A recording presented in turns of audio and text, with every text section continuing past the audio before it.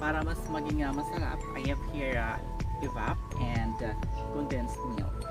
So, kakain tayo ng avocado. So actually, yung avocado ay dito rin na kinuha sa puno na ito, sa malaking puno na ito. So hatiin natin, hatiin. Galing ng galing na ref. Kaya medyo siya, medyo malamig. So ayan guys, ito na yun oh. Ito yun. Ang ganda na, ang ganda. Ang ganda ng texture niya so far, wala siyang sira. Kasi hindi siya nalaglag sa lupa.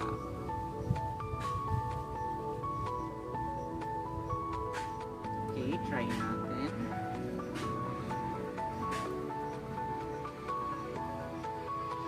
Hahatiin ko siya sa cubes, maliliit na cubes. Hindi ko siya gagawin na shake.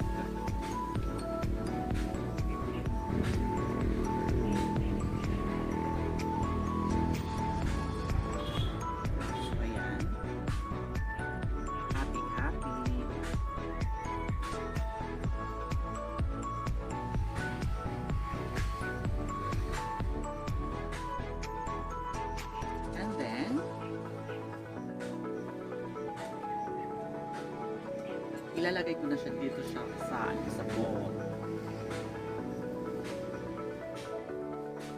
So, yan.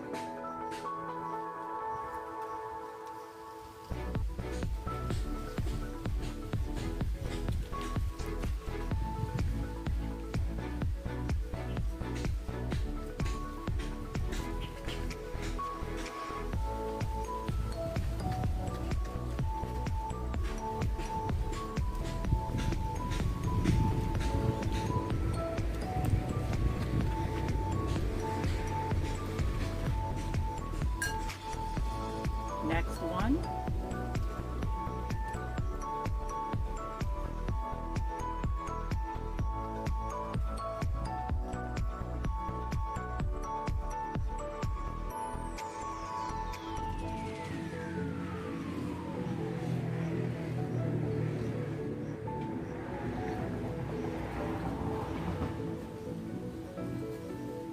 Hinati ko lang siya into small cubes. Yan. Lagay ulit dito sa bowl. Yan.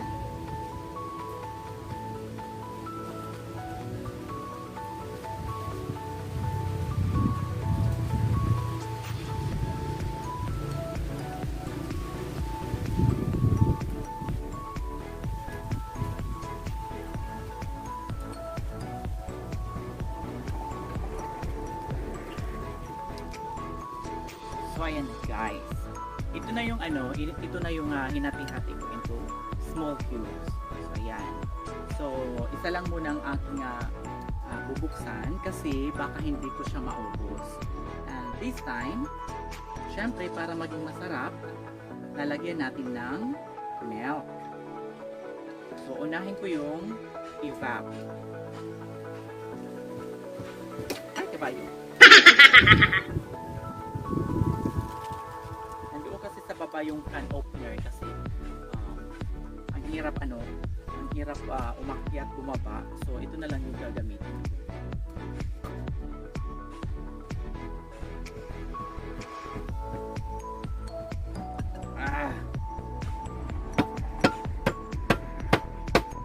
Ayun, finally natusok na siya. Wala. So isa pa. Pang butas.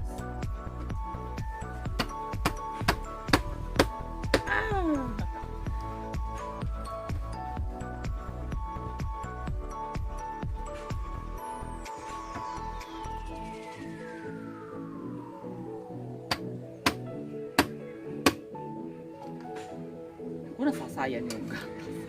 Nasasayang yung gatas kasi hindi siya matulis actually. So anyway, para tipid-tipid na rin ganyan.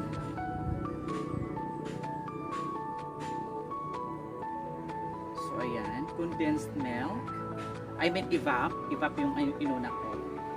Para medyo maging medyo siya may sabaw. Then para tumamis, lalagyan ko siya ng condensed milk.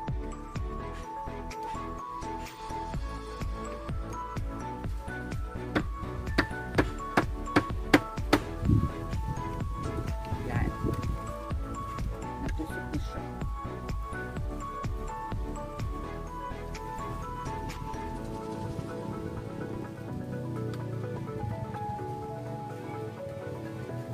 So ayan guys. Let us pour this condensed milk. Ayan. So, para siya maging matamis.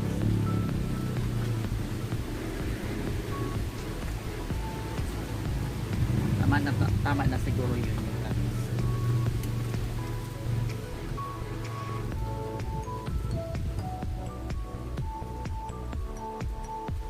So ayan guys, tapos na siya. So haluin lang natin siya, haluin.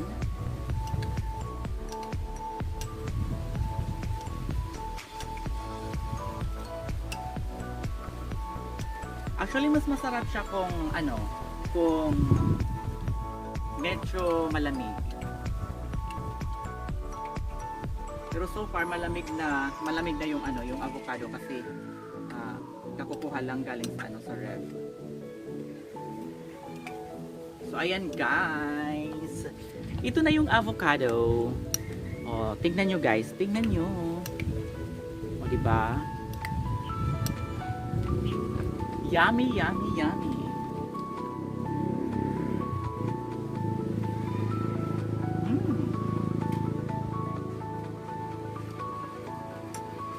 Iba talaga ang lasa ng avocado kapag fresh talaga yung fruit.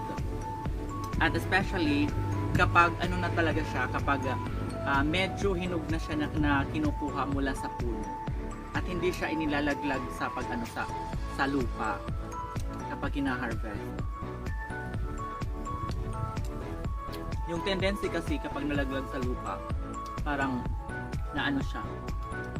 Parang hindi siya maganda. Mayroong mga avocado na medyo hindi maganda ang lasa. Pero ito guys, as in masarap siya.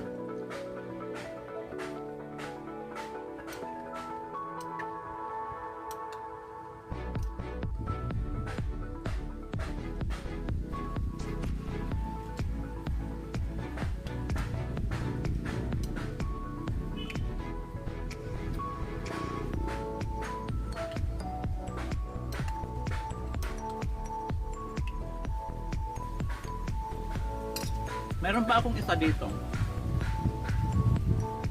Hindi ko siya binuksan. Isa lang muna ang aking binuksan kasi baka hindi ko siya maubos.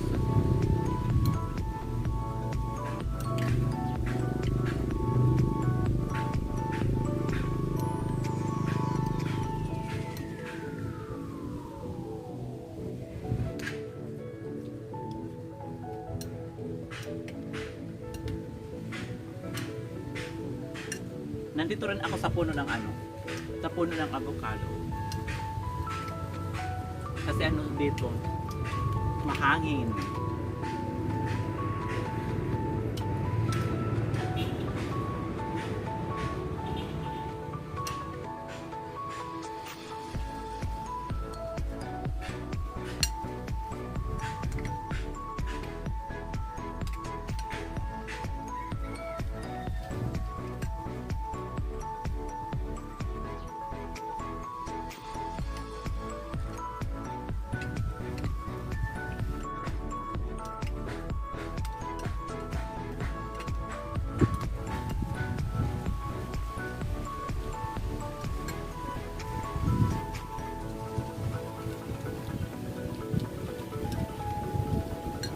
Medyo kailangan pa siya ng tamis. So dadagdagan natin ng milk. So ayan.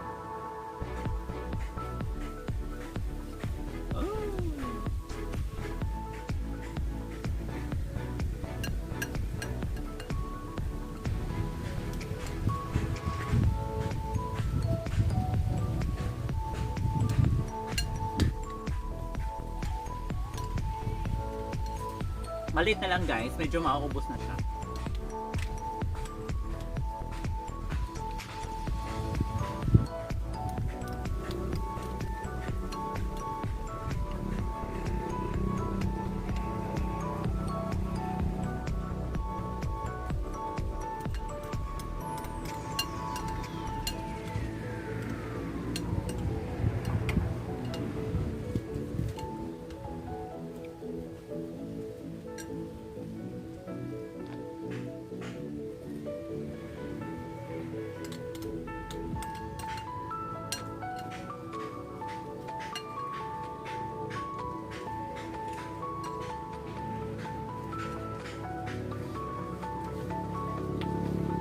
Actually guys, yung puno ng avocado namin dito ay nasa 3.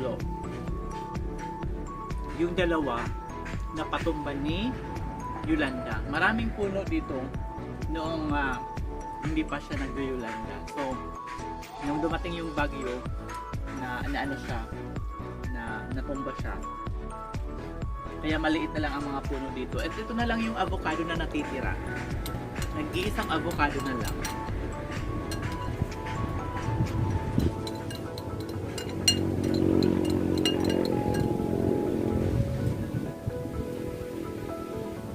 So ayan guys, naubos ko na yung isang pirasong avocado. So busog na rin ako at hindi ko na siya mabubuksan. So guys, thank you for watching. I hope na hindi kayo magsawang mag-support sa aking channel, sa aking mga videos. Thank you very much and God bless us all. Bye!